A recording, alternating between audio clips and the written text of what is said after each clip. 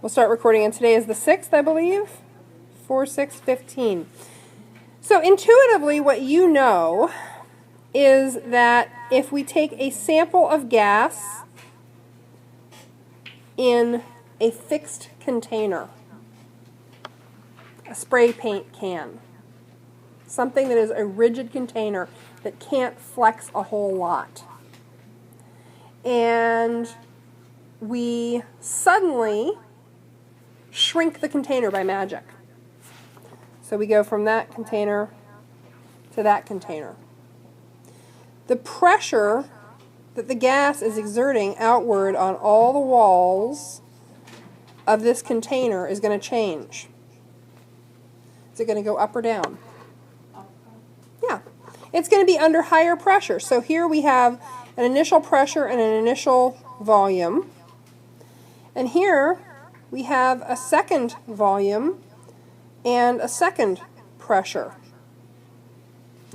And we know that since we decrease the volume, we're going to increase the pressure. If you were to describe this relationship with your thumbs as somebody in the Roman Colosseum evaluating the fate of a gladiator, how would you describe it?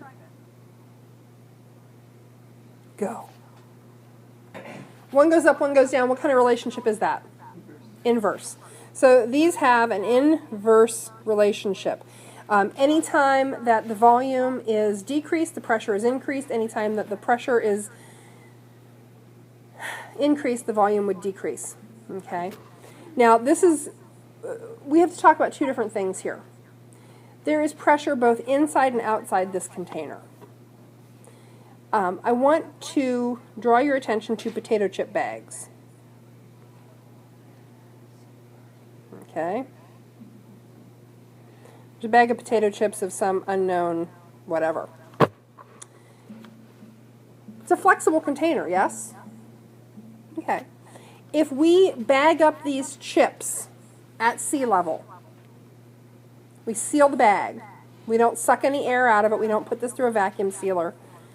The pressure that's outside the bag and the pressure that's inside the bag are what?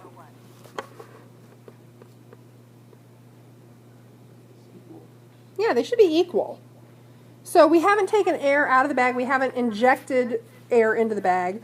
So the pressures are equal. Now I'm going to tell you a story. Years ago, in a land far, far away, I lived on a mountain. It wasn't quite that dramatic. But it was at, my cabin was at like 8,000 feet, and I worked at a little restaurant that catered to the tourist crowd up there. And the restaurant was at 8,000 feet. And we had a very simple menu. We served sandwiches mostly. We did breakfast stuff. But sandwiches, and every sandwich order came with a side of chips. And the owner of the little restaurant, this was a real small-time kind of establishment, would actually drive down to Tucson in her little truck, you know, every so often. And she would pick up cases of potato chips at Costco. That was how we got our chips. And then she would drive the chips back up the mountain. And the first job, when Sue got back with the chips on a chip run, she got napkins and other stuff too, was to check the bags for pops. Some percentage of the chip bags would always be open when she got them back to the top of the mountain. Why? Okay, so when these things were packaged up at 2,000 feet above sea level or whatever, Tucson was about 2,000 feet above sea level, the pressure inside the bag and outside the bag was equal. When you drive them up to 8,000 feet above sea level, the pressure outside the bag has decreased dramatically. The pressure inside the bag is the same as it was.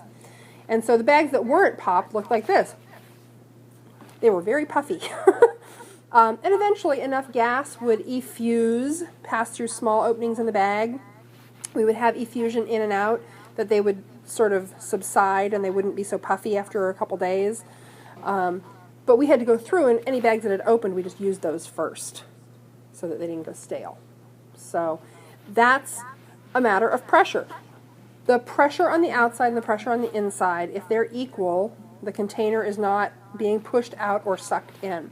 So I want to make that distinction because when we talk about pressure, it's too easy to think that it's all about the outside pressure or the inside pressure. You have to consider both. Now, when we talk about pressure in the problems that we're going to do, we are most often talking about the pressure that the gas is exerting on its container. Okay? So we're typically talking about the pressure within the container. In something like the spray paint can that we talked about, the pressure on the inside of that container is greater than atmospheric pressure. If it wasn't, the paint wouldn't come out so nicely. You know, it has been put in there in a pressurized situation, so it's exerting much higher than atmospheric pressure on the inside of the can. Okay, so let's talk about the mathematics of this relationship. We said that it was an inverse relationship, and mathematically expressed, P1 V1 equals P2 V2. Okay? If you change the pressure, if you have an initial pressure and an initial volume, and you change one of them, you can mathematically compute what the other will be. So let's do an example of this. We'll get rid of a few things here. Okay, we have some sample of gas, and this might be in a plunger style system where we have an actual plunger and we can compress the gas. And our initial sample, we are allowing it to occupy a volume of 250 milliliters. It's exerting 1.5 atmospheres of pressure on its vessel, on the container. If we expand the volume, if we allow it to occupy more space, what will its new pressure be? So this is simple three-part algebra. We're just solving here for P2. So P1 V1 equals P2 V2. Divide both sides by V2, and we get P2. Go. Okay, who's got a number for me? 0.5 AT. Oh, 0.5. What are the units? ATMs. So, a quick word about units with this stuff. Doesn't matter what units you use for pressure. You can use ATMs, you can use torrs, you can use pascals, kilopascals. All that matters is they match. Doesn't matter what units you use for volume. You can use cubic centimeters, milliliters, liters, cubic meters. Doesn't matter as long as they match. So we do get into some conversions here, and we'll practice a pressure conversion a little bit. Okay, so, and we would actually have 3 sig figs, so how would we write that, or at least 2? How would we write 0.5 with 2 sig figs? Okay, because that's a significant zero. So 0.50 ATMs equals your pressure in the next one. Okay, those are really easy. Ready to do the next kind? And then I'll give you practice. Okay, so again, I've got a plunger system. So this is a container with a plunger. I can compress a sample of gas, or I can expand the volume of a sample of gas. If I want to maintain the exact same amount of pressure that the gas is exerting on its container, and I decide that underneath my plunger system, I'm going to build a fire. So I increase the temperature of the gas. Intuitively, through observation and a lifetime of experience, you all know what's going to happen to the volume of this gas. It's going to expand. Yeah, the volume is going to increase. So when the temperature rises, the volume has to rise if we're going to maintain equal pressure. So what kind of relationship is that? Direct. That is a direct relationship. So when temperature goes up, volume also goes up. Same thing happens when temperature goes down, volume goes down. Okay. So this is actually, it's Charles' law, but I don't care that you know that. What I do care that you know is that V1 over T1 equals V2 over T2. So anytime you change one of those things, an initial volume, a final volume, an initial temperature, or a final, if you're holding three of them, if you're holding, anyway, the other one's going to change. So let's do an example of this. One quick word about Charles. This is the only one, there's only one of the three factors that we're changing where the units matter, and that's temperature. These problems only work if the temperature is in Kelvin. If you do this with the temperature in Celsius, it will not work. I can also promise you that on the quiz for this chapter, I'll give you some multiple choice where the answer that you would get if you used it in Celsius is there, but it's wrong. So you have to convert to Celsius. So let's say we have a sample of gas occupying 5.5 liters at 25 Celsius. So that's room temperature, basically. It's probably 21-ish in here. And let's say that we increase that temperature to 50 Celsius. 50 Celsius would be uncomfortable. That's more than a hot day. That's pretty warm. So that's stuff. I mean, you could survive, but that's yeah. Tucson gets that hot. You could survive, but it's real uncomfortable. So we're cranking up the heat to 50 Celsius. What volume is our gas going to occupy now? So how do we convert? To convert these temperatures to Kelvin, we have to add 273 degrees to them. So your Kelvin temperature is your Celsius temperature plus 273. So 25 plus 273. This one's 298 Kelvin. And this one is 323 Kelvin. And Kelvin doesn't typically get a degree symbol, it just gets a K behind it. So now we solve for V2 and plug in. If we multiply both sides by T2, we get V1 T2 over T1 equals V2. Please, for the love of all that is anything, rearrange your equation before you put any numbers in. Do not stick numbers in there and then attempt to solve it. And I have had students say to me before, but that's how they teach us to do it in math. And I call absolute and utter baloney on that, because I have talked to every math teacher down there and said, okay, let's get this straight. Do you guys teach them that? No! Don't do it. It's terrible form, and it screws you up later. Okay, so now we can plug in and solve. Anybody else getting 5.9 something? Okay. What are my units?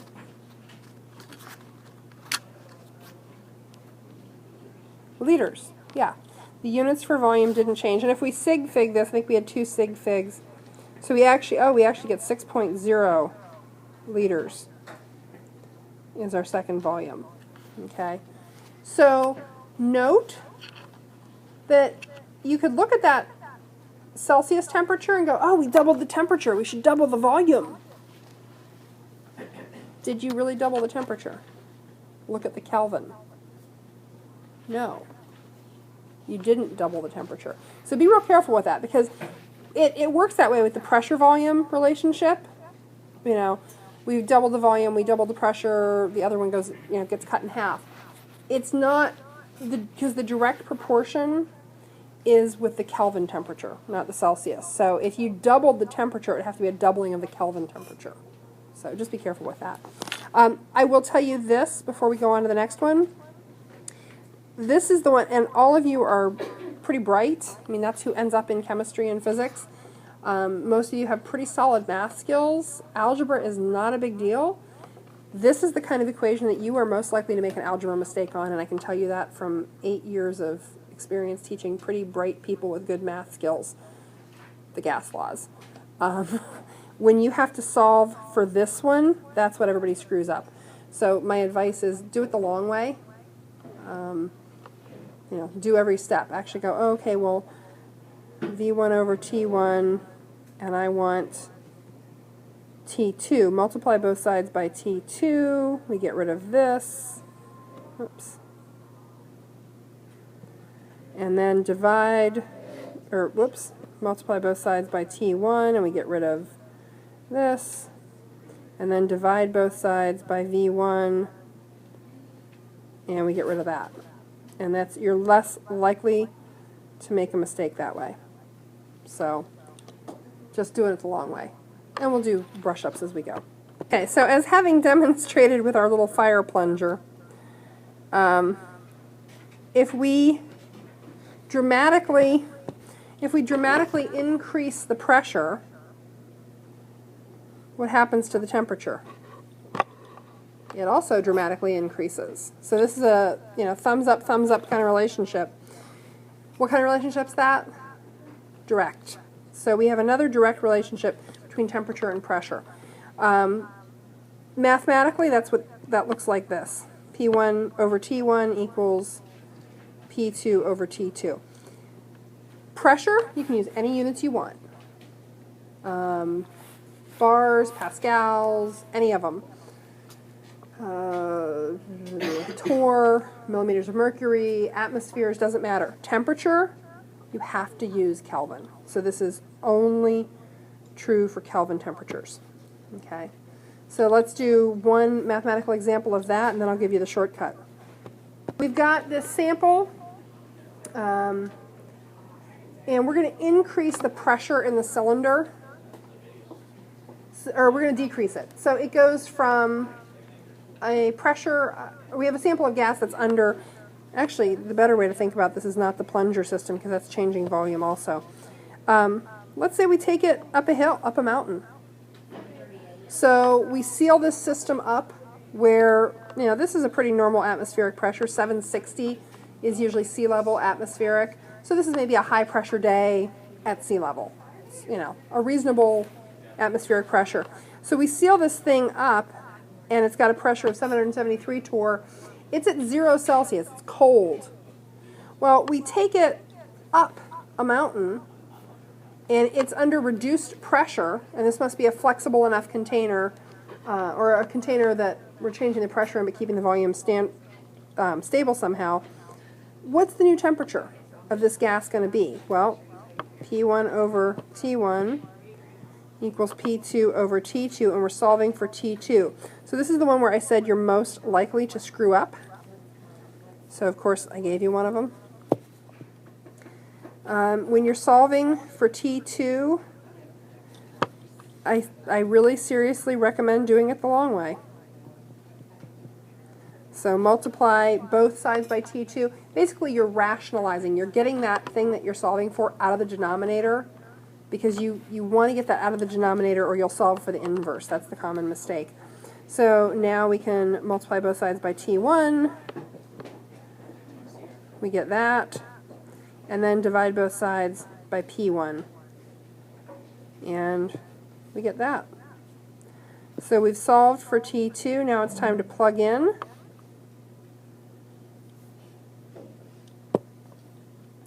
And T2 equals 500 torr times, what's our temperature?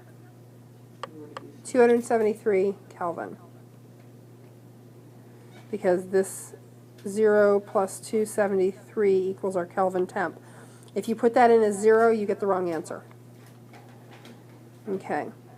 Divided by our initial pressure, 773 torr. What's our final? Okay. What do you get? 176. And depending on whether or not I had a period there or a decimal there, let's say I did. Let's give it 3 sig figs. So I got a raw of 176.584 on and on. With 3 sig figs, that would be 177 Kelvin. What is that in Celsius?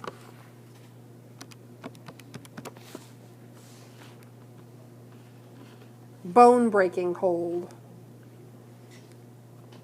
It's a negative Celsius temp. It's negative 96 Celsius.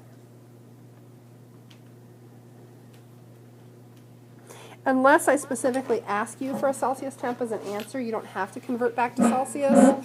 But, if you think that Celsius doesn't make sense to you, Kelvin makes even less sense to any of us.